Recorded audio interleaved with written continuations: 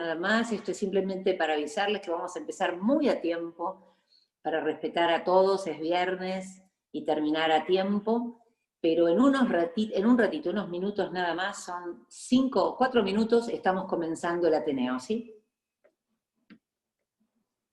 Como siempre decimos en este año extraño, en estos tiempos extraños, si bien estamos lejos, la virtualidad nos dio el beneficio enorme de poder estar cerca y juntos todos, un viernes a la tarde, hermoso en Buenos Aires. Acá tenemos gente de todo el país, pero en Buenos Aires es una tarde hermosa, y estar juntos para algo especial que con la licenciada Sugasti, que es la coordinadora de Ateneos de la Sociedad Argentina de Nutrición, tenemos el gusto de organizar y sobre todo de disfrutar hoy, vamos a disfrutar del segundo Ateneo de este año clínico, en este caso con un tema que nos importa a todos, un tema imprescindible cuando estamos hablando de enfermedades crónicas no transmisibles, de estilos de vida saludables, en una sociedad en la que nos dedicamos a eso, que es el ejercicio. Así que este es el momento, el último momento que tienen, porque somos muy puntuales, de traerse un mate, de traerse un cafecito, un poco de agua, un tecito, lo que tengan ganas, porque van a disfrutar de al menos 1 hora y pico, ¿no? Intensa, que no se pueden perder. Así que espero que estén atentos a todas las actividades que tenemos en la Sociedad Argentina de Nutrición. Hay muchísimas actividades para socios y para no socios. Y bueno, y los dejo entonces con la licenciada Begoña Sugasti. Ella es parte de la comisión directiva, además, por suerte, y es la que está a cargo de estos Ateneos. Así que, Begoña, en tus manos todo.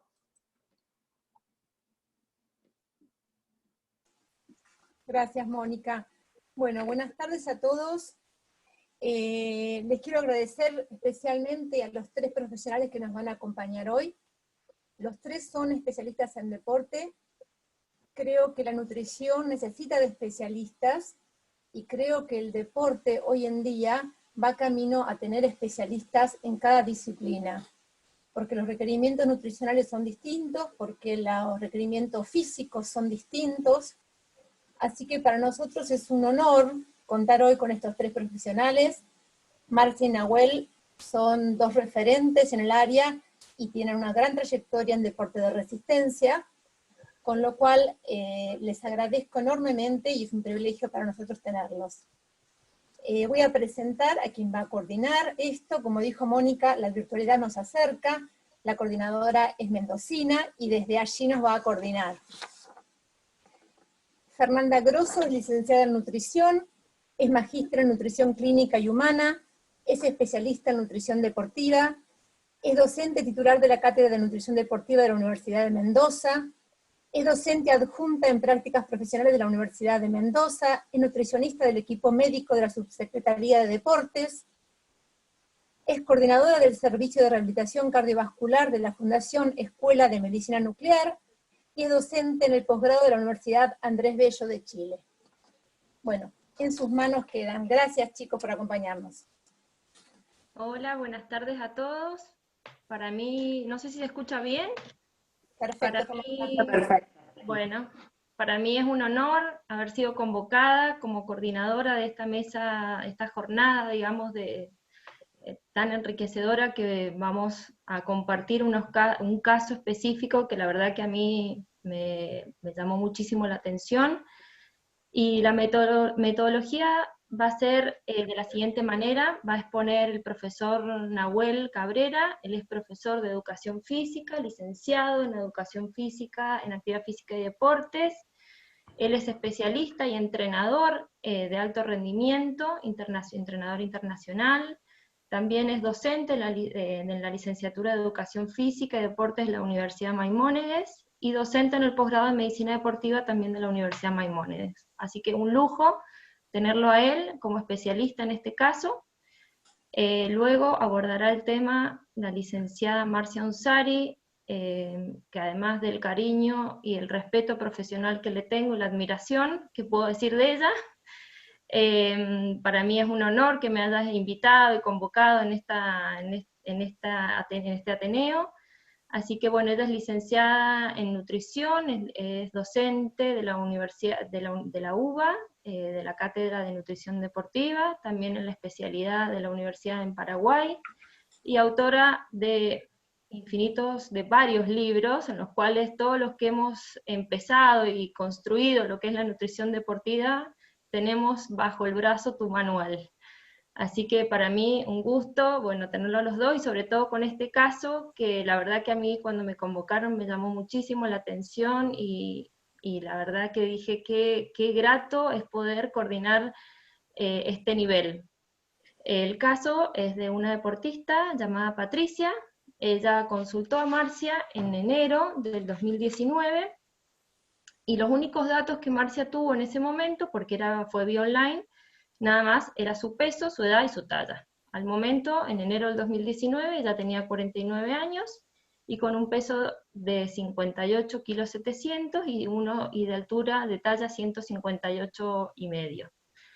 El objetivo, lógicamente, de la consulta fue adaptar la alimentación de acuerdo al entrenamiento físico, con un objetivo especial. Ella fue campeona, su historia deportiva, tiene una antigüedad en el deporte de 7 años, y a su vez también en el atletismo 17 años.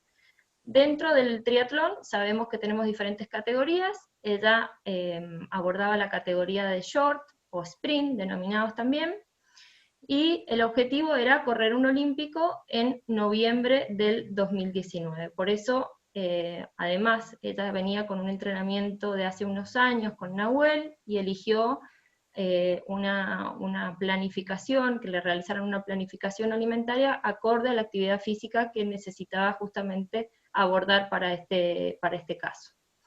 De antecedentes médicos, tuvo una cirugía de columna en mayo del 2018, portadora de una miocardiopatía hipertrófica a nivel apical, hipotiroidea, pero con laboratorios normales. Así que, bueno, luego de esta presentación de este caso, que para mí, la verdad, vuelvo a repetir, me llamó muchísimo la atención el abordaje interdisciplinario de ambos, te presento, Nahuel, para que continúes el desarrollo de la metodología de tu entrenamiento con esta deportista. No sé, Nahuel, ¿por dónde estás? Aquí estoy, ¿se me escucha? Perfecto. ¿Se escucha? ¿Se me ve? Bien. Muchísimas gracias, Fernanda, y bueno, agradecerles a Marcia, a Fernanda por su presentación, y a la Sociedad Argentina de Nutrición por convocarme. Es un lujo, es un honor para mí que lo hagan. Y bueno, lo que voy a hacer es, en principio, bueno, comparto pantalla y presentarles primero lo que vamos a tocar, que son los deportes de resistencia, ¿sí? Voy a hacer un paneo general de lo que son los deportes de resistencia, para que tengan idea de lo que estamos hablando, ¿sí? Obviamente todos tenemos idea de lo que estamos hablando cuando hablamos de resistencia, pero para que entiendan también lo que es el triatlón y cómo va Marcia a intervenir con su trabajo en un atleta, van a tener que entender muchas cuestiones desde el punto de vista fisiológico para entender el deporte o los deportes de resistencia. Así que en principio va a ser algo general, y después voy a hablar en particular sobre Patricia, ¿sí? Bueno, el equipo, como Fernanda nos presentó, está conformado por Patricia, que es nuestra estrella y atleta, Marcia y yo, ¿sí? Como bien dijo Fer, a Patricia la vemos online, porque Patricia vive en Pigüé, en el centro de la provincia de Buenos Aires, en el campo, y eso es muy particular, porque pese a que lo ideal es poder ver al atleta y seguirlo de manera continua, se hace más difícil, pero no imposible, gracias a la tecnología, ¿sí? Bueno, en principio vamos a definir lo que son los deportes de resistencia. Voy a empezar con algunas definiciones, ¿sí? Capacidad de resistir a la fatiga, en trabajos de prolongada duración, la capacidad física y psíquica que posee un deportista para resistir la fatiga, el límite de tiempo sobre el cual el trabajo a una intensidad determinada puede realizarse. Si acá estamos metiendo concepto de tiempo límite, que es muy importante en el entrenamiento, ¿sí? Que más adelante vamos a ver por qué. Dentro de los deportes de resistencia tenemos un montón. Ustedes los ven virtualmente, el atletismo, desde carreras de pista de 200 metros a 42 kilómetros, pruebas de trail o de ultramaratón en la montaña, el ciclismo de pista, hasta grandes fondos, como se está televisando ahora un gran fondo del Tour de Francia, ¿sí? Donde pedalean 150 kilómetros promedio por día, carreras de mountain bike, de natación desde 50 metros hasta maratones acuáticas, y el triatlón, ¿sí? Que es lo que vamos a hablar particularmente con Patricia. El triatlón tenemos carreras cortitas, de relevos, distancia short y sprint, hasta de Ironman. Y otro que nombré también es el remo, pero nos vamos a quedar con el triatlón al final. Ustedes verán que nombré 200 metros y 50 metros, que tendrá que ver con la resistencia, pero bueno, sí, tiene que ver porque, como dijimos, cada intensidad va a tener una duración, ¿sí? Cada intensidad va a tener un tiempo límite, y para eso hace falta resistencia en diferentes niveles. Vamos a clasificar la resistencia en principio por su duración, ¿sí? La resistencia a la velocidad, con duraciones de 8 a 35 segundos, de corta duración, 35 segundos a 2 minutos, media duración de 2 a 10 minutos, larga duración 1 de 10 a 40 minutos, y acá, a partir de los 40 a 45 minutos en adelante, ya nos vamos metiendo en deportes de muy larga duración, donde incluimos al triatlón. El triatlón va a estar en estos deportes de larga duración nivel 2, 3 y hasta 4 también, ¿sí? Vamos a ver que en la clasificación tenemos el consumo máximo de oxígeno. Vamos a ver que en las de media duración, entre 2 y 10 minutos, como dice Veronique Vilat, vamos a tener el máximo consumo de oxígeno, entre el 100 al 95%, y en lo que más específico para el triatlón, en larga duración, nivel 1 en adelante, el consumo de oxígeno va a ir bajando, ¿sí? Hasta la más larga duración, alrededor del 60% aproximadamente de consumo máximo. Y luego vamos a tener lo que sí que es súper importante, sobre todo si hablamos de nutrición, cuál es la vía energética que nos va a aportar, ¿sí? La energía para desarrollar el trabajo o la actividad física, la competencia o el entrenamiento. El sustrato energético que vamos a tener en principio para la resistencia a la velocidad, que va a ser el sustrato que nos dé más potencia, que es de muy corta duración, van a ser los fosfágenos a través del ATP y la fosfocreatina. Si seguimos con la intensidad, con una muy alta intensidad, pero ya no va a ser tan alta esa velocidad, vamos a pasar al glucógeno y en menor parte los fosfágenos. Y en la medida que la distancia sea mayor o la duración de la prueba sea mayor, va a ir ganando importancia la vía energética oxidativa, ¿sí? Podemos ver que en los de media duración y larga duración ya entra a participar con mayor preponderancia el glucógeno y las grasas, cuando más larga es la prueba, y menor va a ser esa velocidad. Bueno, acá tenemos las curvas de la utilización de los sistemas en función del tiempo, ¿sí? La primera curva, la más alta, es del sistema fosfagénico, la segunda curva, este pico, es de la glucólisis anaeróbica, y esta tercera curva que se ve más abajo es de la vía oxidativa. Podemos ver que en la medida que las distancias, o mejor dicho, los tiempos se prolonguen, los sustratos energéticos que vamos a utilizar van a pasar desde el fosfágeno hacia las grasas, ¿sí? Y obviamente las velocidades de carrera, o de nado, o de ciclismo, o de cualquier prueba que sea, en la medida que la distancia sea más larga, las velocidades van a ir bajando, y las intensidades van a ir bajando. Eso es súper importante de entender. Cualquier entrenador debería conocer esto, y cualquier persona que se dedique al deporte debe entender estos mecanismos para poder entrenar a alguien o para intervenir nutricionalmente en una planificación, ¿sí? Sobre todo en un deporte de tan larga duración. Acá podemos ver, ¿sí? Hasta 3 o 4 horas, donde empiezan a predominar las grasas, pero hay un gran componente en la glucólisis, ¿sí? Los carbohidratos son indispensables para el funcionamiento, o mejor dicho, para el rendimiento, ¿sí? de un deporte. ¿Y por qué es tan importante? Porque no son infinitos, ¿sí? Tenemos una reserva que es finita, de aproximadamente 500 gramos entre glucógeno muscular y glucógeno hepático, que se va a ir agotando. ¿Cómo se va a ir agotando? Y eso va a depender de la intensidad del trabajo, ¿sí? En este gráfico podemos ver cómo es la participación, el porcentaje de la energía suministrada durante el ejercicio, ¿sí? Y el porcentaje de energía suministrada en ejercicios de 90 a 100 minutos de duración en estas primeras dos columnas, y de 0 a 30 minutos de duración en estas tres columnas de la derecha. Podemos ver en la primera de todas, a una intensidad del 25% del V2 máximo, ¿sí? Que estamos hablando de una intensidad muy baja, como el predominio es de las grasas por sobre la glucosa.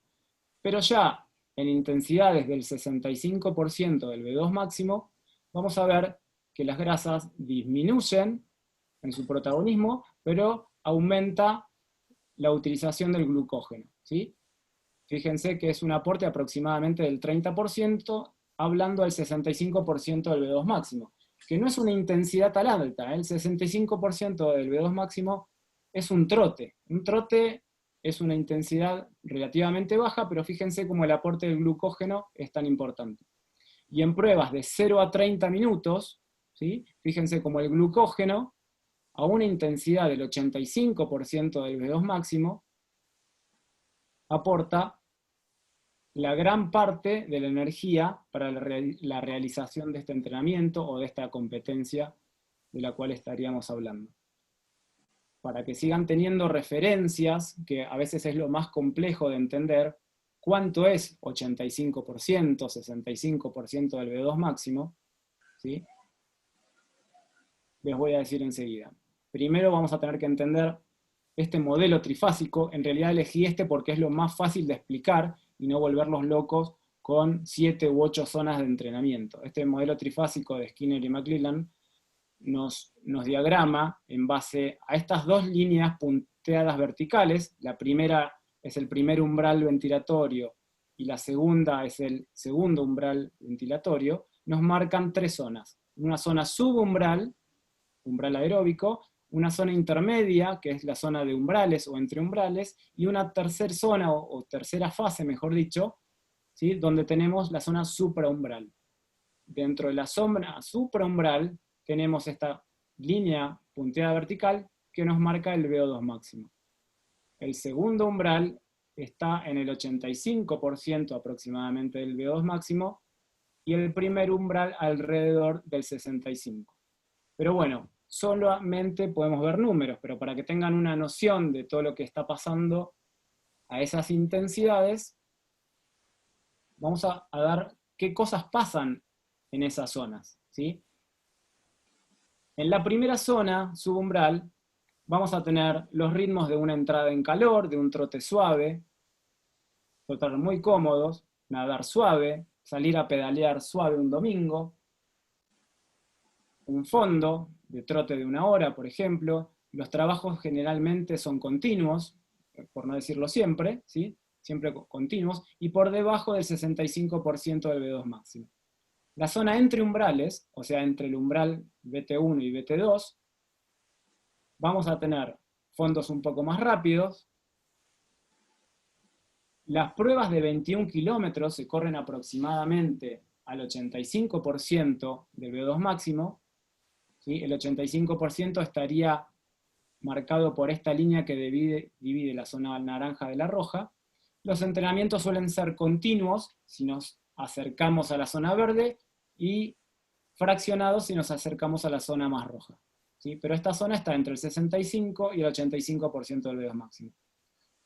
Y por encima del 85% del V2 máximo, por encima del umbral anaeróbico o por encima del máximo estado estable de lactato, vamos a tener la zona de supraumbral. Para que sigan teniendo referencias, ¿qué significa correr en esa zona? Una carrera de 10 kilómetros para un atleta bien entrenado lo corre aproximadamente entre el 90 al 95% de su VO2 máximo. ¿Sí? Los 2000 metros aproximadamente se corren al 100%, y los entrenamientos siempre van a ser fraccionados cuando entrenamos en esta zona. Los famosos HIIT que están tan de moda ahora se realizan en esta zona, ¿sí? Por encima del 85-90% del VO2 máximo. Esto es para que tengan una idea de cuando hablamos de porcentaje de VO2 máximo, que tengan una noción de qué estamos hablando, ¿sí? Y cuando ven corriendo a Patricia o se imaginan que está corriendo un triatlón, van a ver que está corriendo las competencias en esta zona naranja, ¿sí? Bien.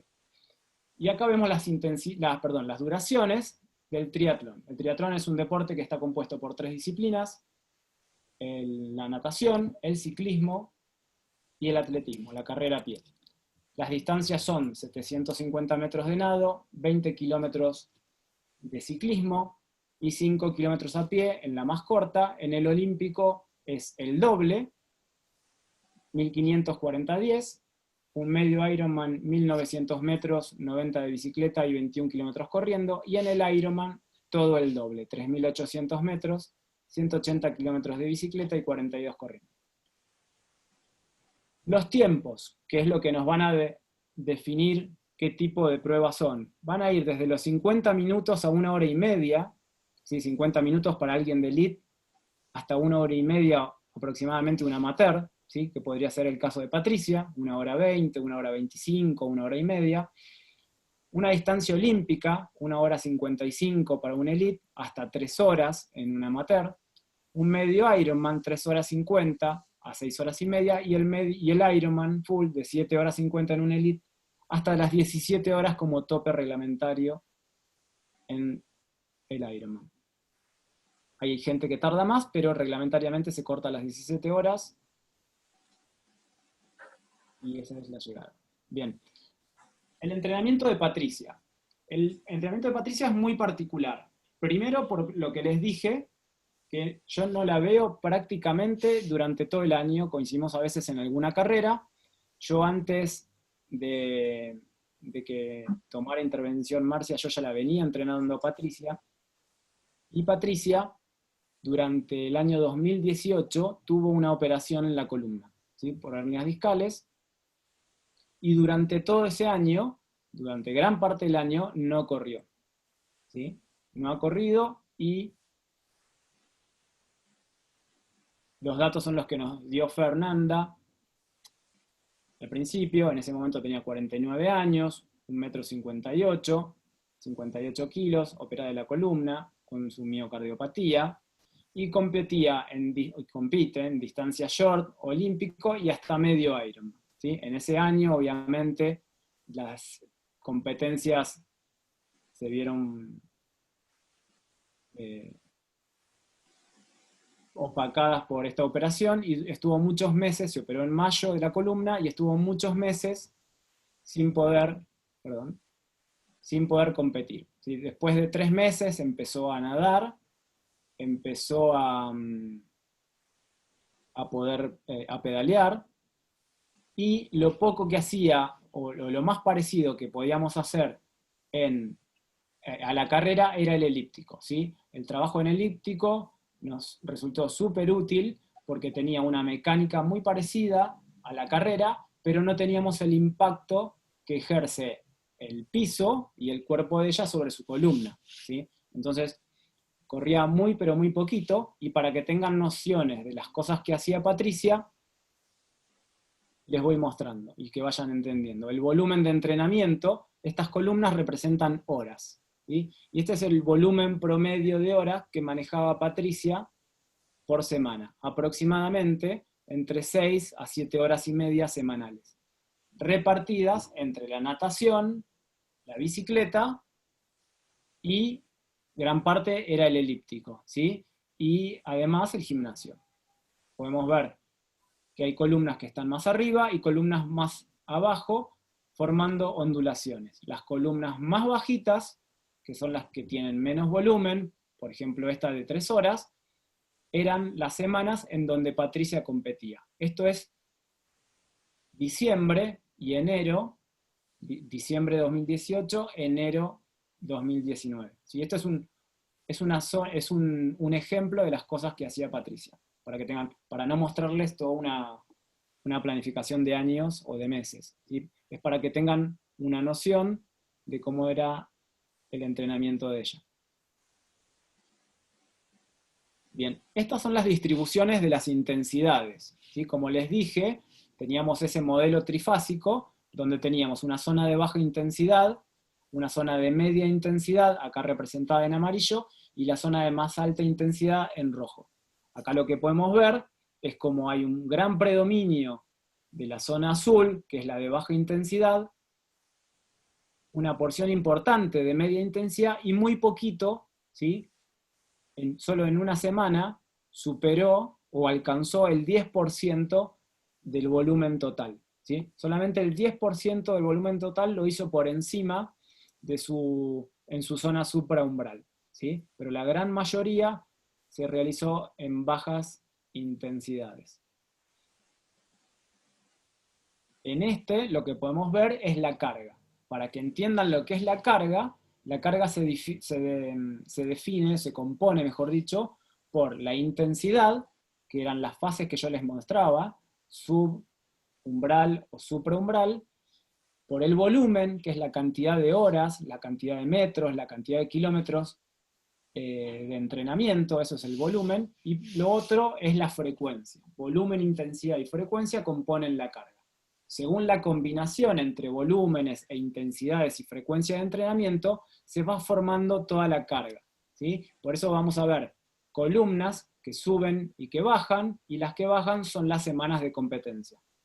Generalmente bajan esas cargas porque hay un gran descenso en el volumen, no tanto en la intensidad, pero en esta planificación donde más bajaba era el volumen y no tanto en la intensidad. ¿Por qué no bajaba la intensidad?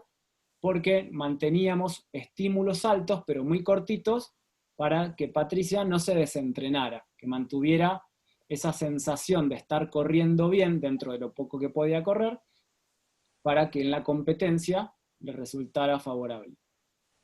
Ojo, esto es una planificación que es solo para Patricia. No quiere decir que todo el mundo tenga que entrenar igual, ¿sí? Y acá les muestro un ejemplo de semana de entrenamiento en los que Patricia no podía correr, ¿sí? O que corría muy poquito. Teníamos los lunes con gimnasio y elíptico, los martes con natación y ciclismo, los miércoles teníamos descanso, Patricia aprovechaba para descansar en medio de la semana, los jueves natación otra vez y ciclismo, en 2 sesiones, los viernes gimnasio y elíptico, y solamente corría los sábados en forma de transición. En el triatlón, la transición es el pasaje de un deporte al siguiente. En este caso de los días sábados, pasaba del ciclismo al trote. ¿Sí?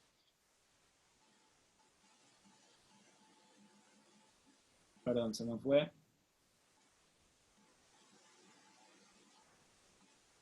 Bien.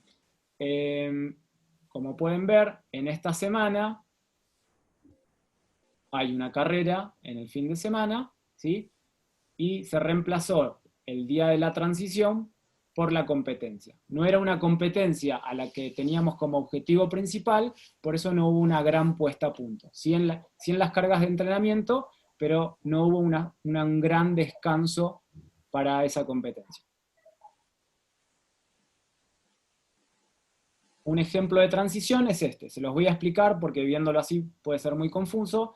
La transición era una entrada, rodar 30 minutos suaves, ¿sí? En una zona de sensación de esfuerzo entre 0 y 3. luego 4 bloques de 10 minutos en su zona de umbral, o sea, sus ritmos medios, con pausas de 3 minutos, y luego inmediatamente bajarse a correr y hacer 4 pasadas de 1000 metros a ritmo de competencia, que no implica ser al máximo, ¿sí? No es al máximo, sino al máximo posible para esa prueba, con pausas de 1 minuto, buscar su ritmo de competencia en el entrenamiento, y una vuelta a la calma mucho más suave, ¿sí? Esto es un entrenamiento de 2 horas de duración, por lo tanto, si estamos hablando de ritmos de competencia cercanos a un 85% del V2 máximo, ¿sí? Relativamente alto, tengan en cuenta que hay un gran consumo de glucógeno y la intervención nutricional es clave, ¿sí? No solo por lo que haya comido antes, sino por todo lo que debería estar comiendo durante su entrenamiento, no solo por el entrenamiento, sino también para entrenarlo para la competencia. Eso hay que entrenarlo también. Y ahí, bueno, obviamente Marcia les explicará cómo fue todo eso. Y acá tienen un ejemplo de ciclismo, ¿sí? 20 minutos de entrada en calor, una activación neuromuscular con alta cadencia de pedaleo, y después estos eran los pocos entrenamientos de alta intensidad que podíamos realizar, o que hacíamos, mejor dicho, que no implicaban un gran desgaste para Patricia. ¿Por qué? Porque eran intensidades altas, pero con una muy corta duración, ¿sí? Lo que podríamos llamar intermitentes o HIIT de corta duración. En este caso eran 16 bloques de 20 segundos en una sensación de esfuerzo 9 o 10, ¿sí? Con 40 segundos de recuperación. O sea que Patricia estaba 16 minutos haciendo este trabajo de 20 por 40. ¿Qué lográbamos con eso? Una alta velocidad o una alta intensidad para el ciclismo, pero que no provocaba una gran lactacidemia. ¿Por qué no? Porque la duración del esfuerzo era solo de 20 segundos. Entonces, Patricia se mantenía a intensidades muy altas de entrenamiento, pero con un costo relativamente bajo, comparado con otro entrenamiento similar de manera continua, ¿sí? Y luego una vuelta a la calma de 20 minutos. Eso es para que tengan una noción de lo que hace un triatleta, en este caso Patricia, cuando entrena en ciclismo, ¿sí? El consumo de carbohidratos es muy grande en todos los entrenamientos, aunque sea de baja intensidad, ni hablar cuando es de muy alta intensidad. Bien, y esta foto era para mostrarles el contexto en donde vive Patricia, ¿sí? Cómo entrena Patricia, además de los objetivos que tiene, ¿sí? Un atleta no es solo lo que está haciendo al competir, sino que Patri además la pueden ver en el campo, trabajando, con sus animales, con todo. Ya les va a mostrar Marcia también otra foto, cómo hace su natación a veces. Ella sale a correr en el campo y hay veces que le cuesta porque está lleno de barro el camino, no tiene una pista como tenemos todos, o no tiene una calle asfaltada para ir a andar en la bici como tenemos todos por acá. Así que a veces se le complica, pero bueno, pese a eso, Patri puede lograr todos sus objetivos, además de los problemas de columna, los problemas de corazón, pero bueno, Patri tiene fuerza para eso y mucho más todavía, y los objetivos los logra y tiene sus podios y sus medallas colgados en la pared como a ella le gusta. Y es feliz, ¿sí? Bueno, espero que hayan entendido lo que es un deporte de resistencia. Obviamente estoy abierto a todas las preguntas, que se entienda cómo entrenar un triatleta, en este caso Patri, y bueno, la intervención de Marcia ahora va a completar todo esto.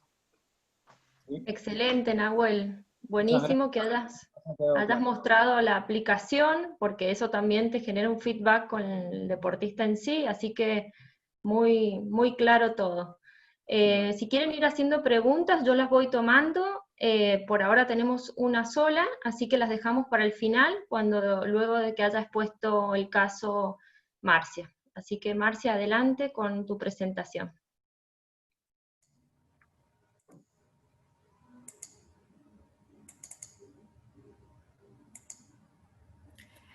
Bueno, ahora sí.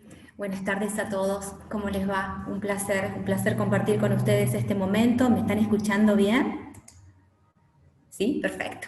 Perfecto, bueno, gracias Nahuel, la verdad súper linda tu participación, gracias Fer por la presentación del caso, y les agradezco a la SAN que nos permita realmente mostrar nuestro trabajo.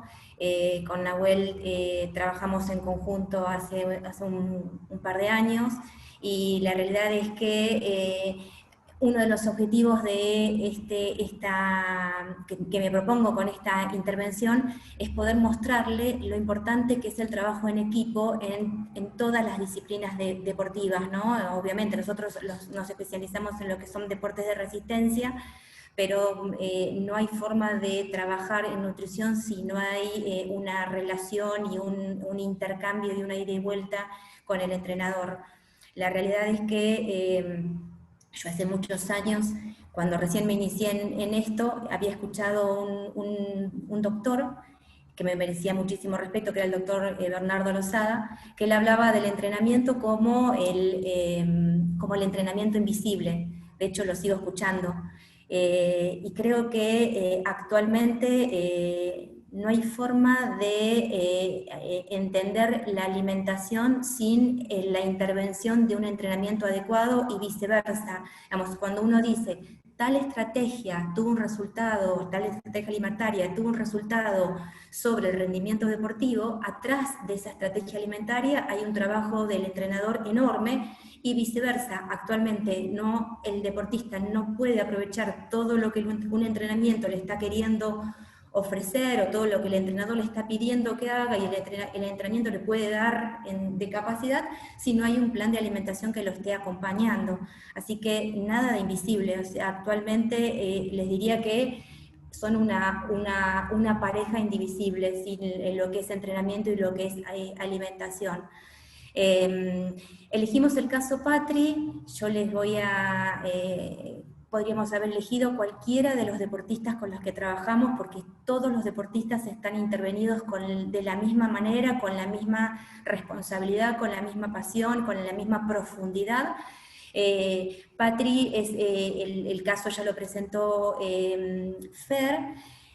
No tengo mucho más para agregarles respecto a datos importantes. Tal vez contarles que ella participa en los campeonatos de la Federación Bonaerense de Triatlón, en la que es campeona en su categoría, y que este campeonato tiene dos competencias de distancias short y 2 competencias olímpicas. Cuando yo la conozco por primera vez a Patri de manera virtual o de manera online, esto fue en enero del 2019, ella venía ya recuperándose y venía entrenando, y lo que ella, el objetivo por el cual ella me contacta era esto: educación alimentaria, poder hacer las cosas responsablemente, poder acompañar su entrenamiento con la alimentación, y preocupada por bajar un par de kilos que ella había aumentado y que ella consideraba que cuando corría estaba mucho más cómoda con un peso menor. La realidad es que yo siempre, como todos los nutricionistas, cuando nos largamos a intervenir a un deportista, el primer objetivo es hacer una intervención, una evaluación nutricional. Esta evaluación nutricional fue a la distancia. Yo para esto utilicé una herramienta que se las voy a mostrar. ¿La están pudiendo ver? ¿Sí, Nahuel? Perfecto. Esta es una evaluación nutricional que utilizo para los deportistas de manera online. Fíjense que tiene datos personales, cuál es el objetivo de la consulta, un poco de historia del deporte. A mí me gusta esto de saber cómo ha ido evolucionando su historia deportiva, de qué deporte vienen. Patri venía del atletismo, del running. Importante preguntar por las horas de sueño, la actividad laboral. Bueno, Patri ya les comentó, Nahue, que tiene un trabajo bastante pesado diariamente.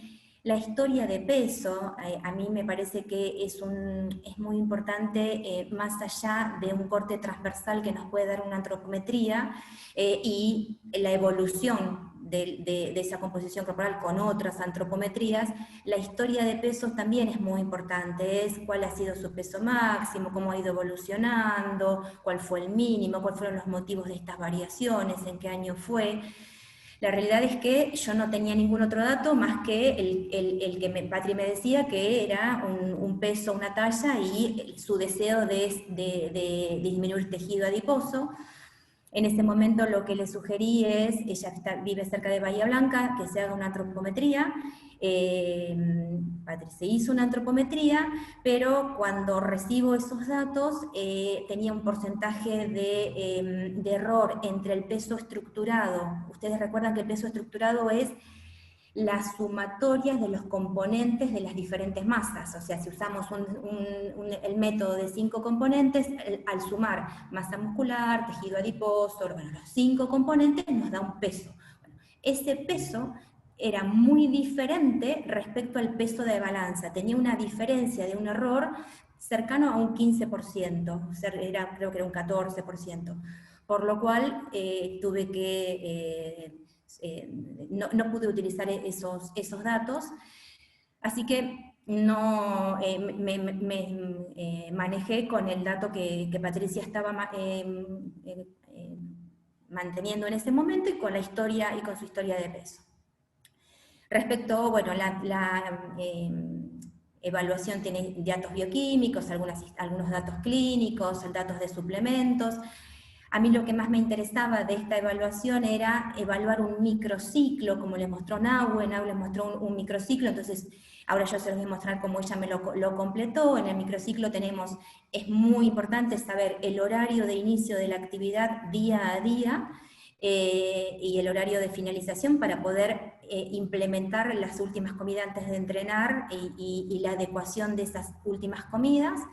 Saber cuánto tiempo va a estar entrenando para saber si es necesario aportar hidratos o qué tipo de nutriente aportar durante la práctica deportiva, qué tipo de entrenamiento es el que esa persona está realizando en este microciclo, y siempre le preguntamos de 1 en 10 cuál es la percepción subjetiva que tiene esa persona respecto a esa actividad, porque ahí vamos marcando los días que son como más en rojo o con mayor necesidad de nutrientes, en este caso sería seguramente hidratos de carbono. Y bueno, y cómo se sintió de 1 en 10 ese día en ese entrenamiento. Algún otro dato que nos quiera agregar, y algunos datos de anamnesis que tal vez nos quedan fuera de un registro alimentario, que es el instrumento que yo utilizo como en todos los deportistas que intervengo. Siempre les pido que por lo menos 3 o 4 días me anoten de manera lo más precisa posible la cantidad de alimentos, el horario de las ingestas y el mayor detalle posible. Vamos, hay un instructivo para que lo vayan completando con algunos detalles, que no se olviden de agregarlo, no sé, el azúcar, el aceite, bueno, lo que ustedes ya más o menos saben que suele pasar en los registros alimentarios, y bueno, y el registro vacío para que ellos me los completen. Entonces, una vez que le envíe esto,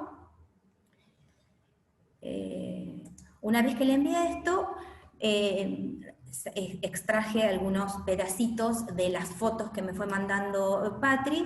Este es su registro del microciclo semanal de entrenamiento, que coincide con lo que Nahue nos estaba diciendo. El día lunes ella hacía el elíptico, y bueno, fíjense cómo ella fue completando todos los datos que le fuimos pidiendo. Respecto al registro alimentario, el registro alimentario fueron 3 días, estas son las fotos, se ve muy poquito, pero no importa, simplemente era para poder contárselo. En esos 3 días, justo coincidió que uno de los días, que fue el sábado, ella tuvo una participación en un tria, en un short, en el campeonato de la federación.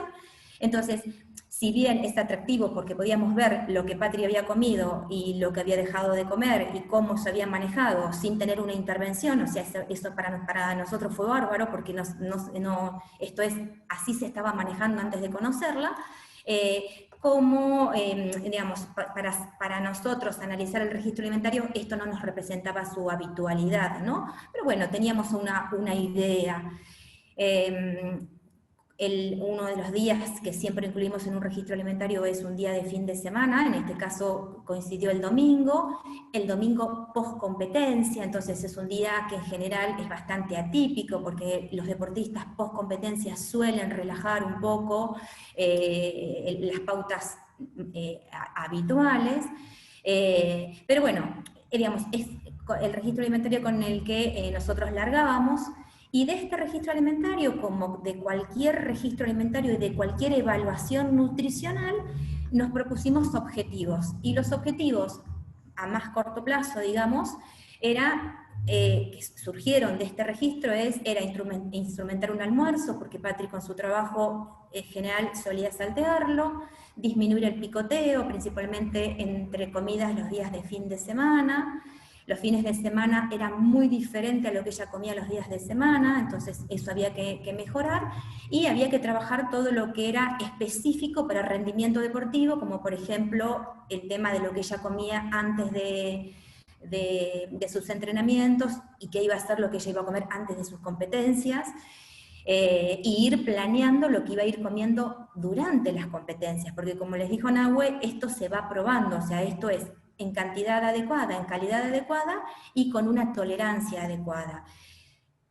Ella no tiene ningún tipo de intolerancias en general durante las prácticas deportivas, pero en los deportes de resistencia es una complicación muy habitual. Se sabe que aproximadamente 1 de cada 3 suele tener alguna sintomatología, que puede ser muy leve, como puede llegar a ser náuseas, o puede ser muy grave, como puede llegar a tal vez tener que dejar de la participación en la competencia, ¿sí? Vómitos, diarreas o complicaciones mayores todavía. Y otro de los objetivos que nos propusimos es guiarla con la periodización de los hidratos de carbono. Esto era, teníamos que bajar de peso, pero no teníamos que afectar el rendimiento deportivo. Entonces, lo que hicimos es ubicar los alimentos con hidratos de carbono previo a los momentos más importantes de ese microciclo.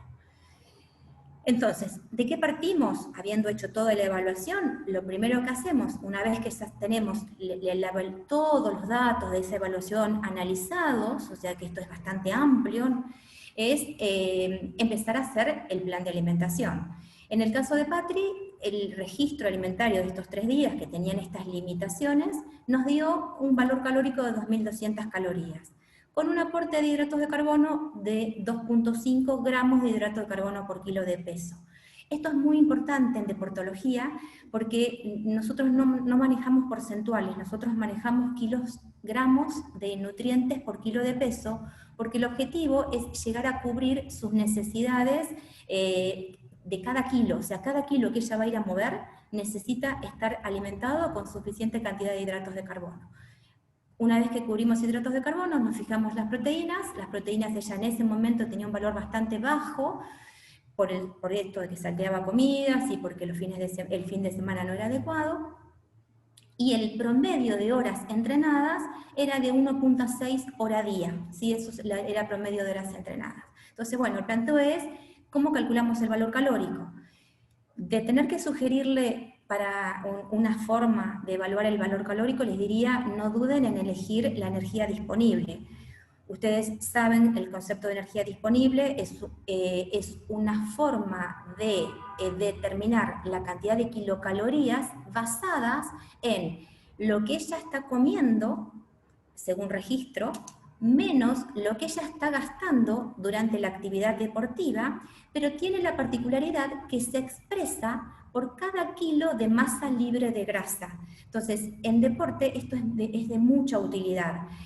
Yo de haber tenido los kilos de masa libre de grasas, habiendo tenido una antropometría adecuada, sin duda hubiera elegido la energía disponible, y sí, seguramente hubiera multiplicado esos kilos de masa libre de grasa, tal vez por un valor cercano a 35, de 37 kilocalorías por kilo, que hubiera estado sumamente adecuado, pero no lo tenía. Entonces dije, bueno, evalué según fórmulas, a ver cómo estaban los valores calóricos según ecuaciones, según la ecuación de Harris-Benedict, teniendo un factor de intensidad de 1.9, un factor alto, intenso, me daba un valor calórico cercano a las 2.400 calorías.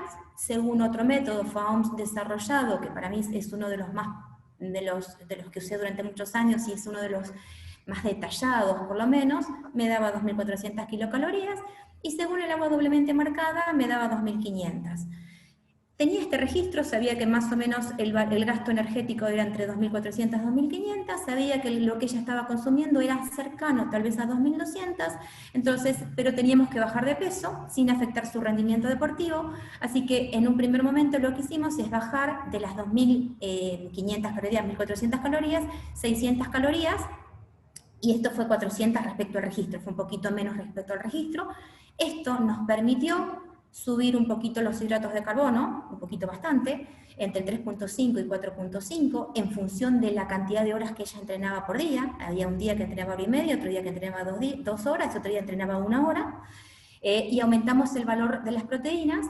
El valor de las proteínas para un deportista, según la última postura de la Asociación Internacional de Nutrición Deportiva, la última postura de proteínas y ejercicios del 2017, y esta postura propone que entre 1,4 gramos y 2 gramos de hidrato de carbono por kilo de peso sería lo adecuado para los deportistas.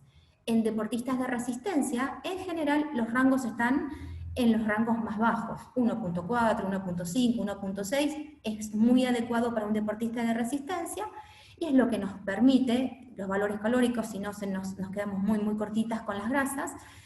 En el caso de Patrick, como teníamos un valor calórico bajo, porque estábamos apuntando al descenso del tejido adiposo, manejé un valor de proteínas un poquito mayor, 1.5. El plan de alimentación de Patrick, yo en general les voy a mostrar cómo me manejo.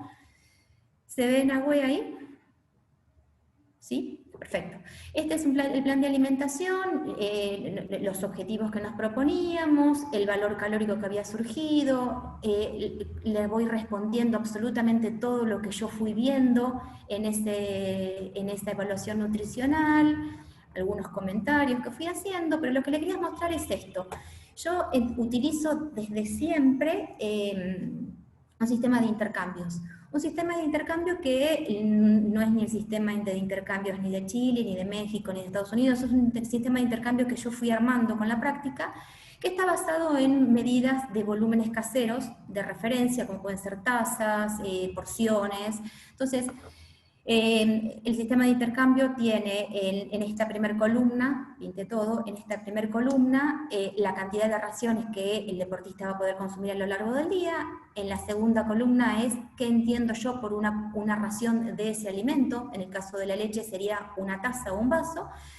¿De qué tipo? En general, bueno, descremada, sin azúcar, o bueno, las características que uno puede explicarle.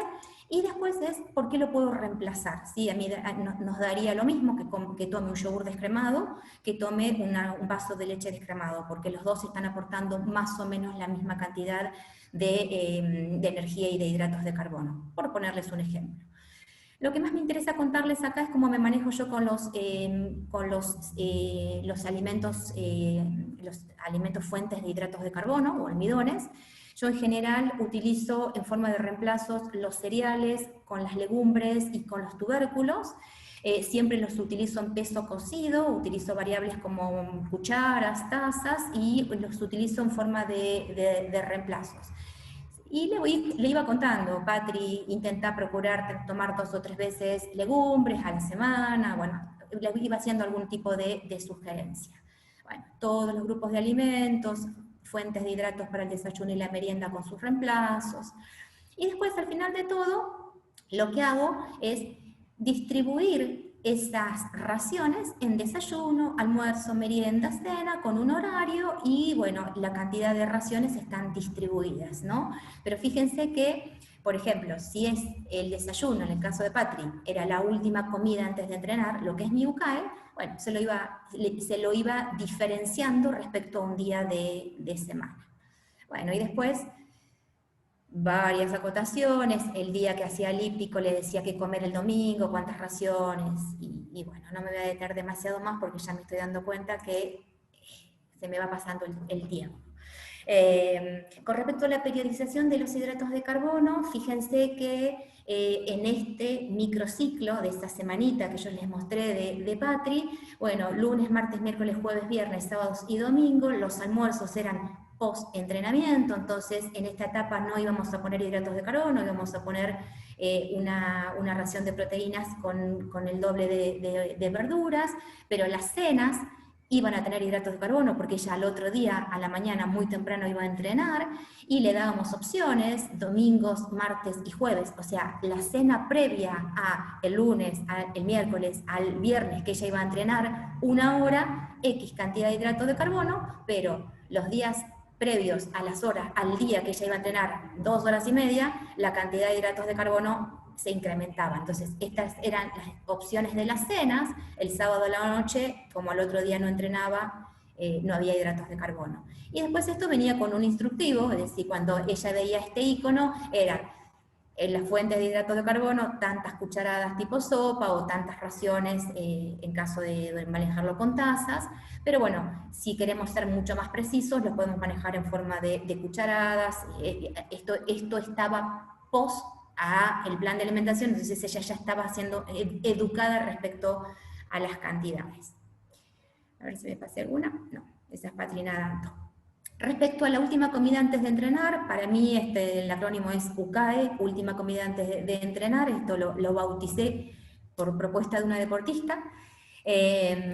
La última comida antes de entrenar es la que se realiza entre 1 hora antes de empezar a entrenar y como máximo 4 horas previo al inicio. ¿Por qué no 1 hora? Simplemente por un tema de digestión. O sea, si en esa hora ese deportista va a consumir alguna bebida que tenga hidratos de carbono, está perfecto. Pero si va a consumir algún alimento sólido pensando que ese hidrato de carbono que está comiendo le va a dar energía, todavía lo va a tener en el estómago. Entonces, dejamos un tiempito de 1 hora, algunos requieren más tiempo, ¿sí? Hora y media, 2 horas, depende del tiempo que tengan para la digestión. El objetivo de esta última comida, en general, si es por la mañana, apunta a recuperar glucógeno muscular, dar saciedad, brindar confort, evitar alimentos que puedan causar intolerancias, y cuanto más cerca está del horario de entrenamiento, la cantidad de hidratos de carbono es cercana a 1 gramo de hidrato de carbono por kilo de peso, pero si se aleja, podríamos aumentar. Por ejemplo, en una competencia que ella tiene un traslado, es muy factible que desayune mucho más temprano, capaz que desayune a las 5 de la mañana, entonces no le vamos a dar 1 gramo de hidrato, le vamos a estar dando más, o le vamos a dar varias veces raciones más chicas o colaciones más chicas. Respecto a la sobrecarga de glucógeno, que es un manipuleo que se hace para que los deportistas los días previos a un evento muy importante puedan contar con un plus de reserva de glucógeno muscular mayor al que venían teniendo. Yo les muestro acá las sobrecargas de glucógeno de las últimas 2 posturas, la del Instituto de la Federación de Atletismo Internacional del 2019 y la última del 2016 del Colegio Americano de Medicina del Deporte. Para mi gusto, yo se las muestro, las últimas posturas del 2004 hasta ahora son todas muy parecidas. Durante las 36 a 48 horas previo a la competencia se sugieren entre 10 y 12 gramos de hidratos de carbono. A mi entender, esto tiene mucho riesgo porque no contempla una gradualidad de progresión y si el deportista está comiendo, imaginen que esté comiendo 2 gramos de hidrato de carbono, es muy factible que si les damos 10, no lo va a poder comer, no lo va a poder tolerar y va a ser una complicación. Entonces, esa bajada teórica de una indicación que nos hacen las recomendaciones y los consensos, nosotros le tenemos que dar dinamismo, porque ese es nuestro objetivo, ¿sí? Entonces, ¿de qué manera adapto esa sobrecarga? Esta es una sobrecarga de Patri, fíjense que no deja de sonreír en ninguna de las fotos, vayan prestando atención, ¿sí? Patri es una agradecida de la vida, no hay foto que ella no sonría, lo quiero que vayan observando. Bueno, Patri en esta sobrecarga, que ya fue posterior al evento, ya tenía 57 kilos, empezamos a hacer la sobrecarga el día jueves para competir un día domingo, partimos de una carga de hidratos de 290 gramos y fuimos haciendo una progresión día a día. ¿Cómo progresamos? ¿Cómo progreso yo? esto es una idea, ustedes podrán manejarlo como les parezca, ¿no? En base a lo que ella come, el día jueves, previo a la competencia, progresé 1 gramo de hidrato de carbono. ¿De qué manera? Aumenté en desayuno y en merienda. Solo aumentamos en desayuno y en merienda. Ahora, el viernes, a lo que habíamos aumentado el jueves, le aumenté una ración en una colación. Aumenté otro gramo de hidrato de carbono por kilo de peso. El sábado, previo a la competencia, aumenté únicamente en su cena. Por ende, yo en todas las comidas fui aumentando, pero fuimos haciendo un aumento muy gradual. Con pesos tan bajos, porque bueno, para Patri no era bajo, pero son pesos bajos, con 57 kilos, es muy fácil aumentar 1 gramo de hidrato de carbono por kilo por día. Con pesos más altos, un deportista varón, por ejemplo, que puede llegar a pesar tal vez 80 kilos, y vamos progresando de 0,5 por día, ¿sí? Respecto a el consumo de alimentos o de suplementos durante la práctica deportiva, la indicación durante la práctica deportiva se hace en función de los gramos de hidratos por hora de actividad. Acá no importa lo que pesen, porque lo importante durante la práctica deportiva es que la limitación de la utilización de lo que estén comiendo no está en que no lo pueden oxidar, no está en que no lo pueden usar en las mitocondrias, está el problema que no lo pueden absorber si se exceden por encima de determinada cantidad de gramos de hidrato de carbono por hora. Si es solo glucosa, la limitación estaría dada cercano a la hora, relativo, porque los deportistas muy entrenados pueden entrenar esta capacidad. Pero bueno, como generalidad, si usamos solo glucosa, podemos absorber 60 gramos por hora. Si no podemos absorber más de 60 gramos por hora, no lo vamos a poder oxidar. Entonces lo que se hace es, se mezclan glucosa con fructosa en una bebida, en un suplemento, y ahí se facilita la absorción de ese nutriente. En el caso de Patrick, como la duración en general era, si es un short, estábamos en los rangos más bajos de duración, con cantidades de hidratos de carbono más bajos, como por ejemplo 30 gramos por hora, era más que suficiente. En el olímpico estábamos intentando llegar a cubrir por lo menos unos 45 gramos de hidrato de carbono por hora. ¿De qué manera? Por un tema de aceptación, manejábamos durante la bici las bebidas de rehidratación, y durante el trote o el running nos íbamos manejando con un suplemento, que en este caso se los estoy mostrando, que son como unas gomitas que aportan hidratos de carbono.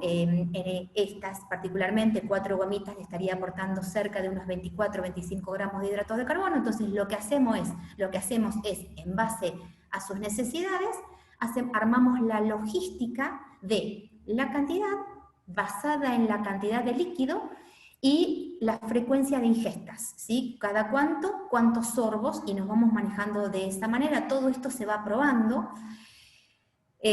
Para esto necesitábamos saber cuál era su capacidad de tomar, y para esto necesitábamos saber cuál era su tasa de sudor. Su tasa de sudor es el peso inicial previo a un entrenamiento, a un entrenamiento cualquiera, el peso final, sin ropa, sin sudor en el cuerpo, secándose el sudor del pelo.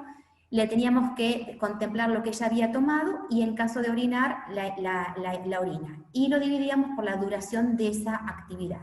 Fíjense que nos manejamos con Patri con varias tazas de sudores, porque esto es así, no alcanza con una, esto hay que hacer con diferentes disciplinas, con diferentes temperaturas, con diferentes humedades, con diferentes intensidades. Fíjense que, bueno, vamos contemplando todos los datos, temperatura, humedad, la cantidad que ella tomó. Las tasas de sudor de mililitros por hora variaban, porque variaba el tipo de deporte que ella estaba haciendo, variaba lo que la temperatura, y evaluábamos también los porcentajes de pérdida de peso. Fíjense que en este momento tomaba muy poco, ¿sí? No lográbamos que superemos el medio litro, pero bueno, de a poquito nos fuimos adaptando. Entonces, una vez que tuvimos esto, ya teníamos como el plan de alimentación guiado, en rueda, digamos, a rueda.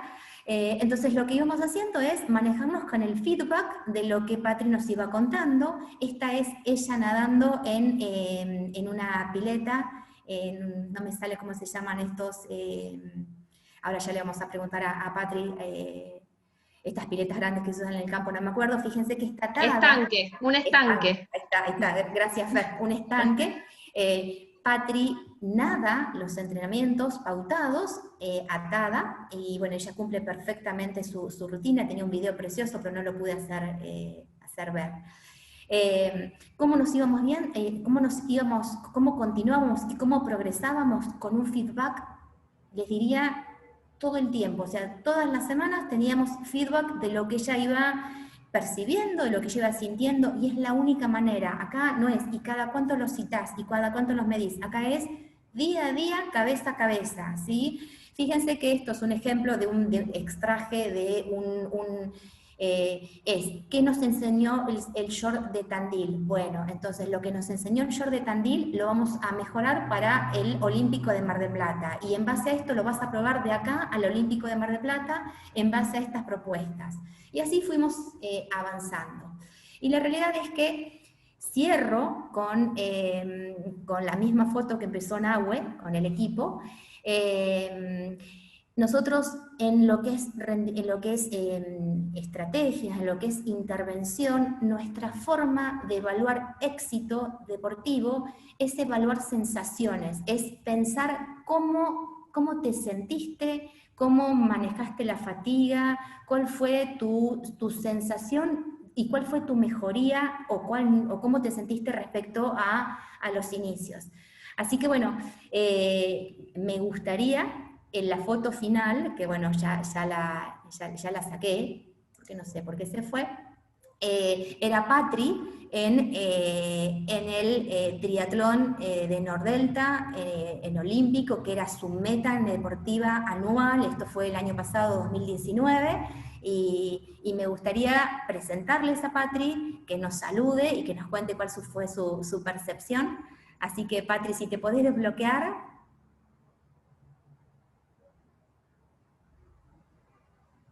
Abajo, a la izquierda, fíjate. Fíjate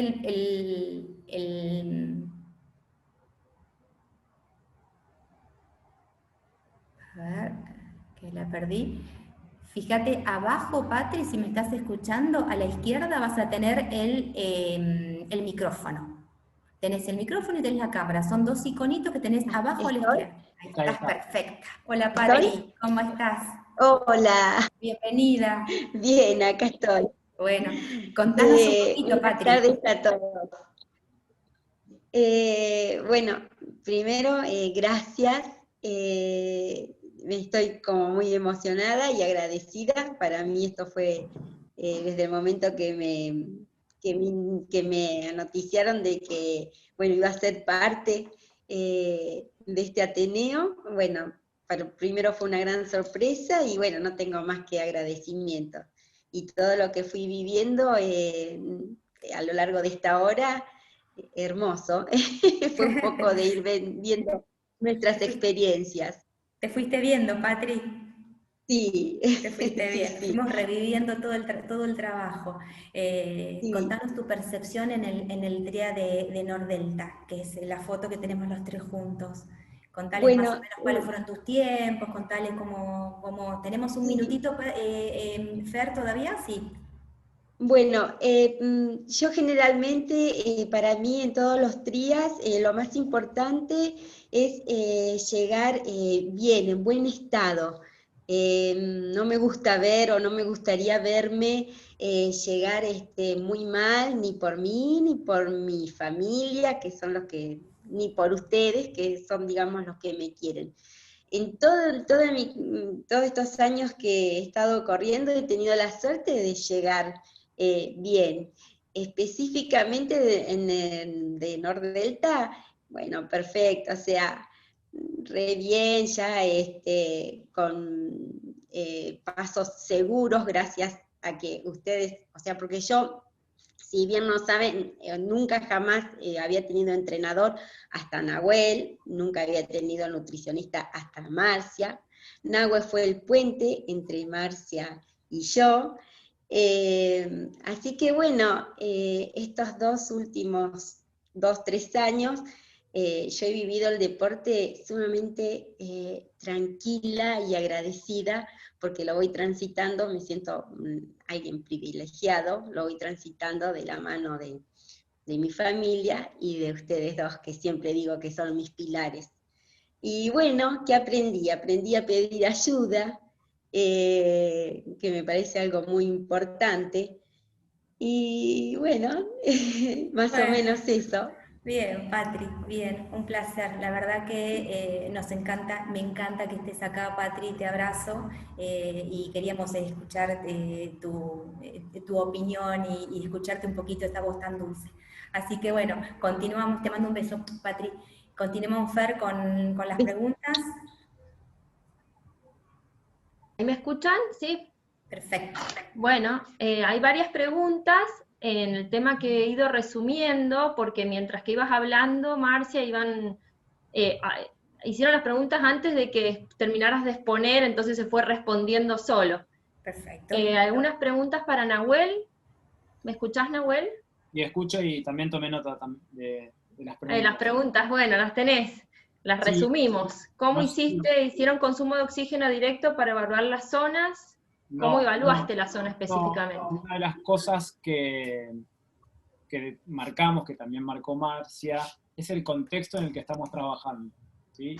Pensé que Marcia intentó hacer una antropometría para ver su composición corporal y se tuvo que ir a Bahía Blanca a hacerlo, y así todo no encontró una profesional que lo hiciera bien.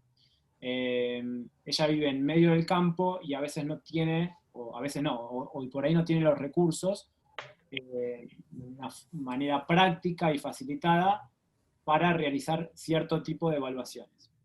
Eso por un lado. Por ejemplo, yo en otros atletas evalúo los umbrales o las zonas a través de en la bicicleta, que alguien preguntó en el ciclismo, a través de mediciones de potencia, ¿sí? Patricia no tiene un medidor de potencia, por lo tanto no hacemos mediciones de potencia.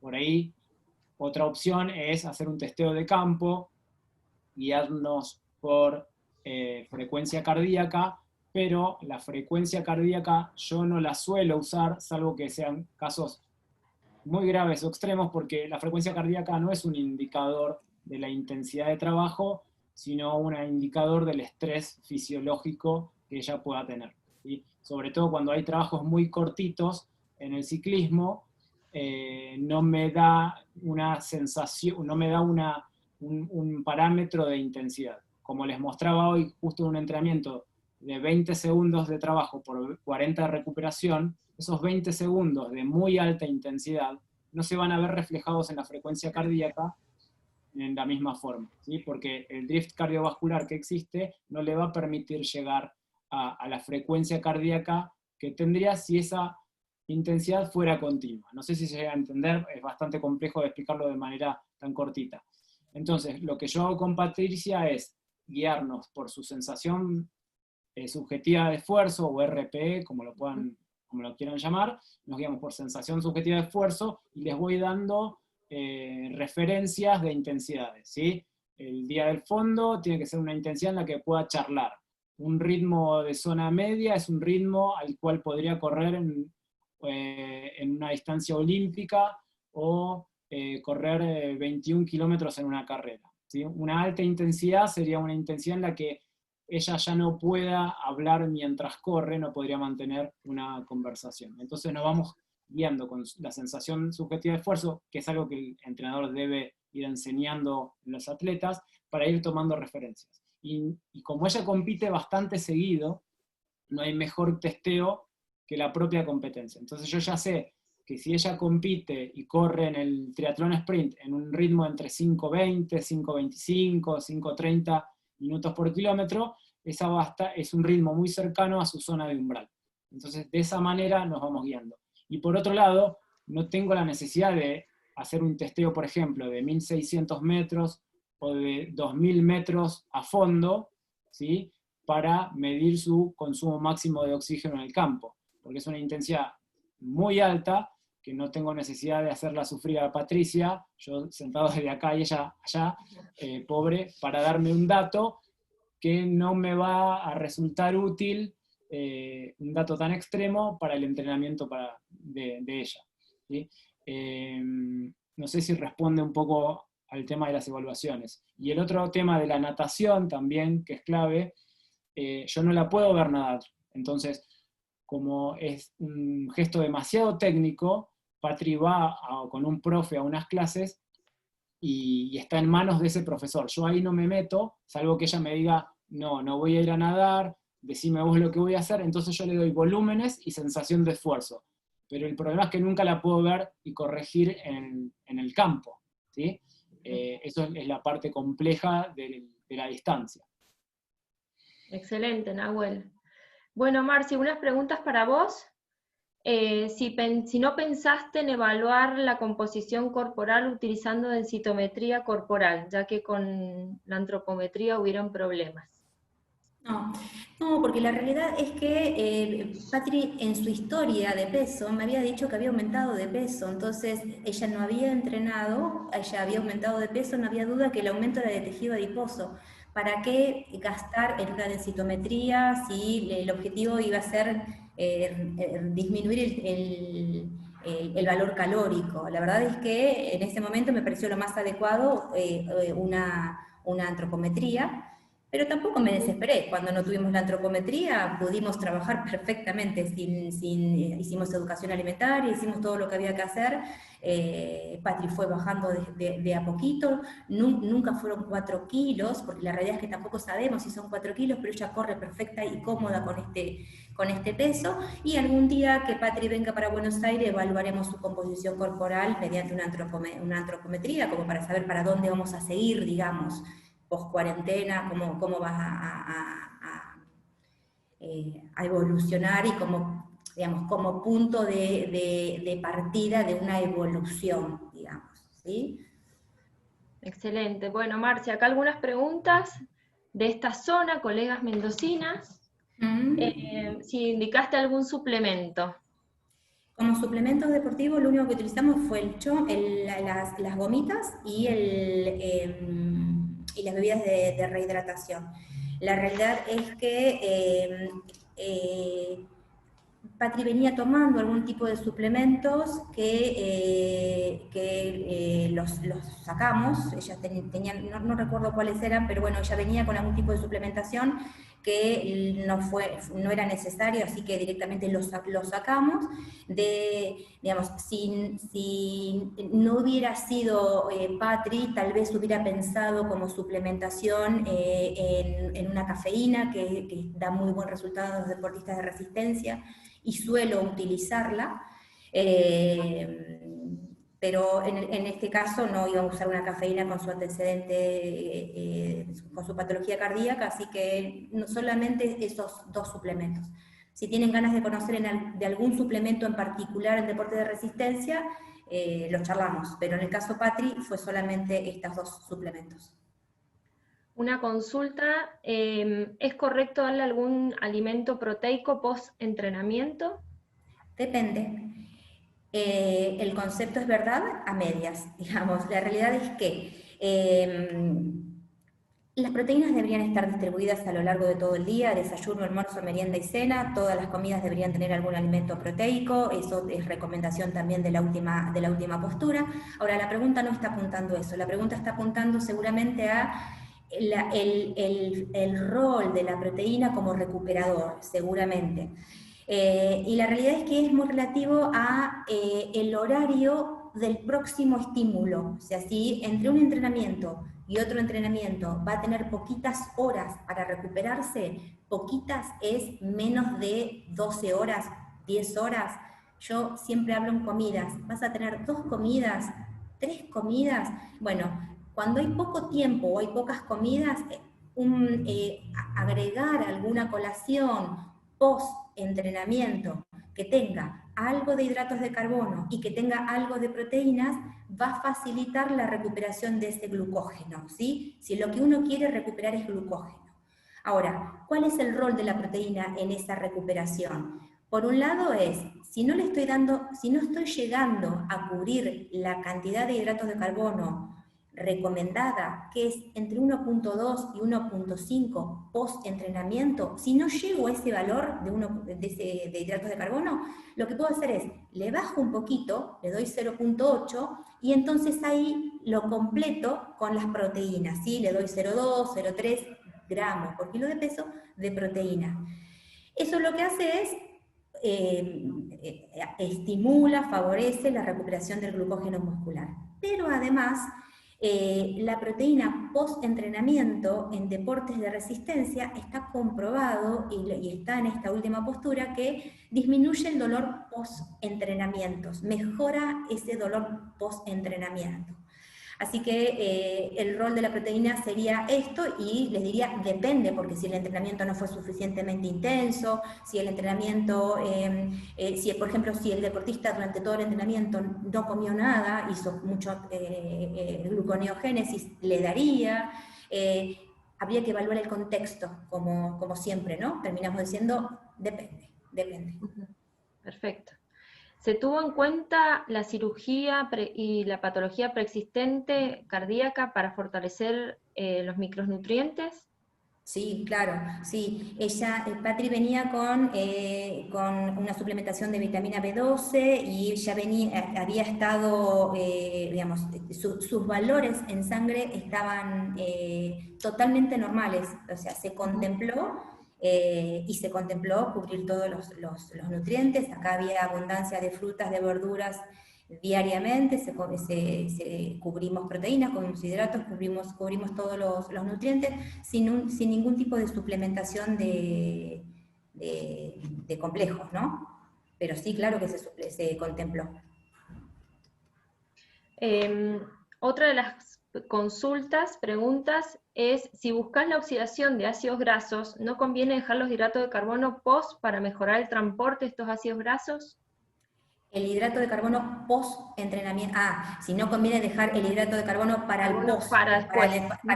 Sí, la pregunta esa rearmada de otra manera sería si... es lo que al revés. Sería al revés esa pregunta, sí. Es no darle hidratos de carbono para favorecer la oxidación de grasas. Así sería más o menos durante la práctica deportiva, ¿no? Me dicen que sí acá. La realidad es que esto es una estrategia de periodización que existe. Existen diferentes estrategias de periodización, como por ejemplo puede llegar a ser una dieta baja en hidratos de carbono, una dieta cetogénica, una dieta, un ayuno, diferentes periodizaciones que lo que están apuntando es a mejorar la oxidación de las grasas. El tema está en que en deportes de resistencia, el nutriente que es eficiente para dar energía es el hidrato de carbono, porque si nosotros medimos la cantidad de ATP, la cantidad de energía que nos da por gramo, por litro de oxígeno, el hidrato versus las grasas, el hidrato nos da muchos más ATP que las grasas. Por ende, si nosotros le sacamos los hidratos de carbono a Patri, cuando Patri quiera hacer las aceleradas, o cuando quiera hacer un sprint, o cuando quiera hacer, no va a tener de dónde sacar esa energía.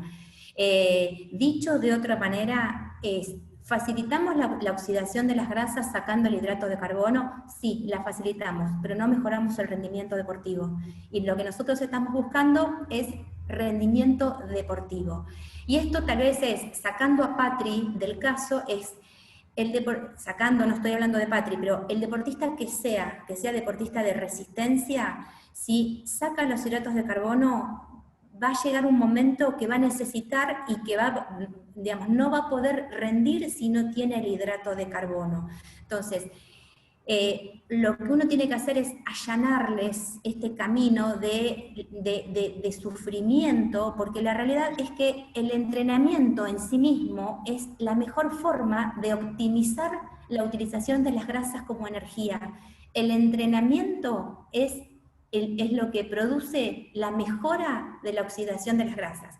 Con la alimentación lo podemos mejorar, pero el tema es que nos quedamos sin el hidrato, y si no tenemos hidrato, no rinde. Entonces, no tiene en mi periodización, en esta periodización que hicimos, que organizamos entre los tres, el hidrato de carbono estaba antes y no estaba en la recuperación, que no deja de ser una forma de periodizar, porque se sabe que esa optimización de la oxidación de las grasas continúa entrenándose, aceitándose, después de ese estímulo de entrenamiento. Entonces, si ustedes han leído algo de periodización, es no dar hidratos de carbono en la recuperación, también es una forma de periodizar y también estaríamos de alguna manera mejorando la oxidación de las grasas.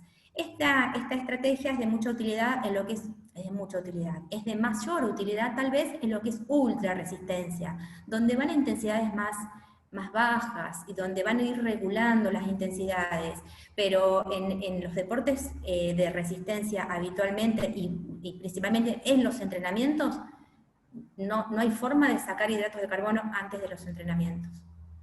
Me extendí, pero es como que quería alargar todo. Aclaraste varias dudas, varias preguntas. Sí, claro, porque me imaginé que era un tema que iba a tener, iba a dar debate. Bien. Y con respecto si aportaste sodio extra. Sí, la realidad es que solamente utilizamos el sodio de las bebidas de rehidratación, porque el deporte de Patri es corto, entonces cuando son deportes más largos sí suelo utilizar cápsulas de cloruro de sodio, pero en este caso no utilizamos. No recuerdo si en el olímpico de Nordelta lo llegamos a utilizar, creo que no, Patri, ¿no? No, se utiliza en general el aporte de sodio, tampoco tiene una tasa de sudor altísima. Ustedes habrán visto que las tasas de sudores de Patri, la mayor fue de 1 litro. Entonces no considerábamos que era una gran perdedora de sodio. Pero además sumado a las distancias, ¿no? Que son más cortas. Marcia, otra consulta y vamos, digamos, finalizando. No sé si quedan, Eva, por YouTube, por el canal de YouTube, algunas preguntas, porque acá hemos englobado varias, mientras que Marcia fue explicando justamente la periodización de la alimentación durante los entrenamientos, durante la competencia. No sé si, Eva, quedaron algunas consultas por el canal de YouTube.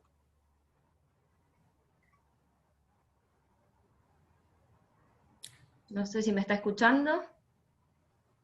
Bueno, voy a continuar yo con las preguntas entonces. Si utilizaste METS para calcular el gasto de la actividad física. No, en este caso no utilicé METS, en este caso utilicé solamente los 3 métodos que les conté, de Harris Benedict, FAOMS y agua doblemente marcada. En el caso de haber utilizado la energía disponible, la forma de hacer el cálculo del gasto energético de la actividad deportiva hubiera sido a través de METS, pero como no tenía la masa libre de grasa, no utilicé esa ecuación, pero lo hubiera utilizado si tenía que calcular energía disponible. Utilizo METS para sacar energía disponible, si esa es la pregunta.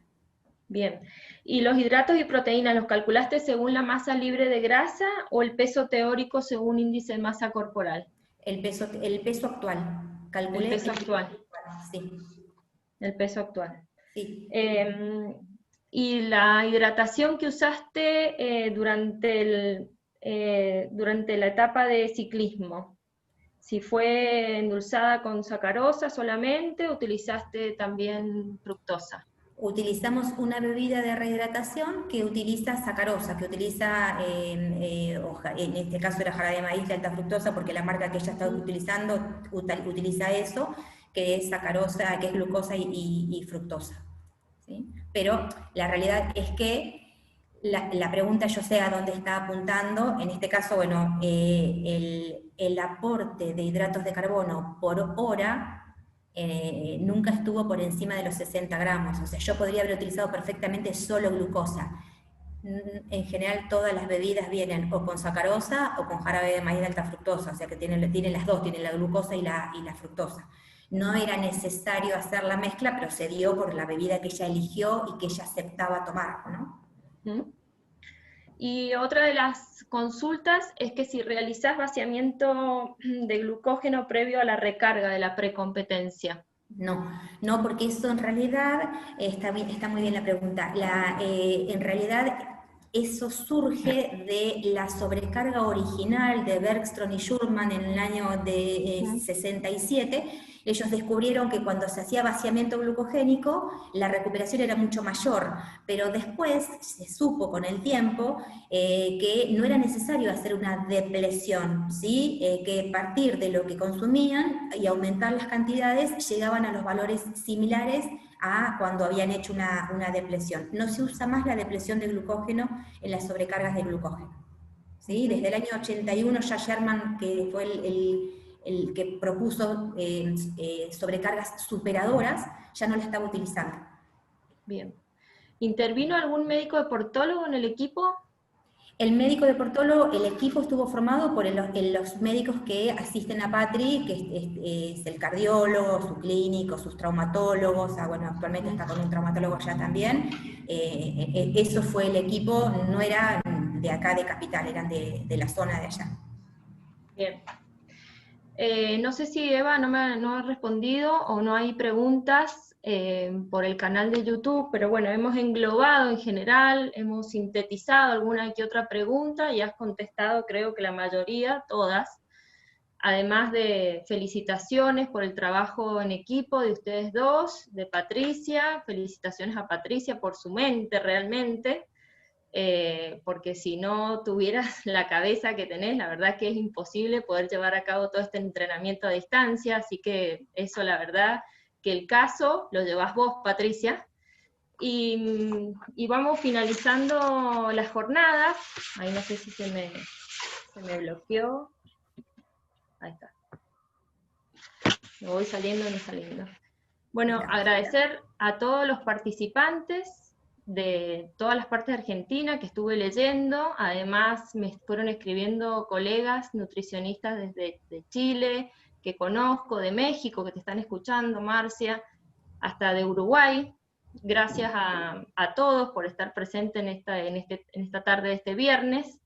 Y agradezco yo en particular a San por haberme convocado para esta coordinación, esta reunión científica con este gran caso, que es el caso de Patricia. Abordado además por una excelente colega, la cual admiro en su trayectoria y sobre todo a nivel personal, y como es el dicho, es el conocimiento, la sabiduría y la humildad de los grandes. Para mí, en eso te resumo, Marcia. Bueno, muchas gracias.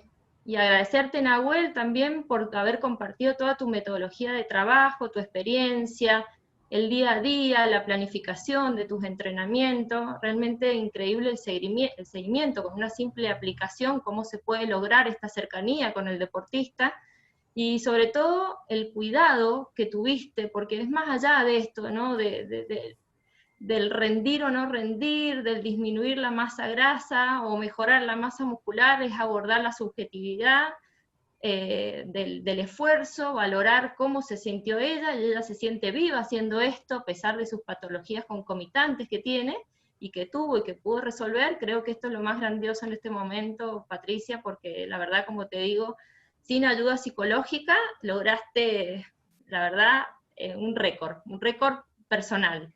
Así que, bueno, realmente para mí fue increíble el seguimiento de ambos, felicitarlos a los dos. No sé si alguien más quiere aportar algo para dar el cierre, porque ya estamos justos con los tiempos. Bueno, yo me despido y también les agradezco a todos, fue un placer, veo muchas caritas conocidas ahí, así que los saludo. Gracias, Nahue, gracias de corazón, gracias, me abriste tus deportistas, confiaste en mí para tus deportistas. El próximo caso hacemos con algún otro, porque se nos van a poner celosos si no los otros deportistas. Bueno, gracias Begoña, gracias a todos. ¿Sí? Bien, yo también me despido. Bueno, gracias a todos, Marcia, por convocarme, gracias a San, a Fernanda por coordinar toda la charla, y bueno, a Patri por estar presente hoy y acompañarnos, y bueno, y permitirnos trabajar a lo que a nosotros nos gusta, ¿no? Y bueno, gracias a todos ustedes por escucharnos, los que estuvieron atentos ahí. Bueno, gracias a todos, chicos. No sé qué pasó en YouTube, no pudimos recibir las preguntas de allí. pero bueno, cualquier inquietud las haremos llegar, y bueno, nos esperamos en el próximo Ateneo. Muy buenas tardes. Nos despedimos, muchas gracias nuevamente. Gracias.